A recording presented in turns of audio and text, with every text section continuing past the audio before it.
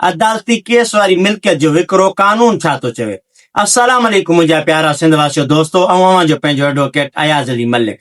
छा तव्हां ॼाणो था जंहिं प्रॉपर्टी जो सिविल में केस हलंदड़ हुजे ऐं उहा प्रॉपर्टी को ख़रीदार वठे त कानून छा थो चए। Transfer of property act section 52 वाज़े तौर चए थो जेकॾहिं डिस्प्यूटेड प्रॉपर्टी आहे त अॻिते मुंतकिल नथी थिए लिस पेंडिस में, जॾहिं उहो केस हलंदड़ हुजे। ऐं सुप्रीम कोर्ट ऑफ पाकिस्तान साल 2023 पेज नंबर 2155 में वाज़े तौर फ़ैसिले में लिखियो आहे त इहो वज़न ऐं नुक़सान ख़रीदार खे खणणो पवंदो, छाकाणि जॾहिं केस हलंदड़ हुजे का ख़बर न आहे त फेवर कंहिंजी थींदी, मुदई जी या मुद्दालिया जी।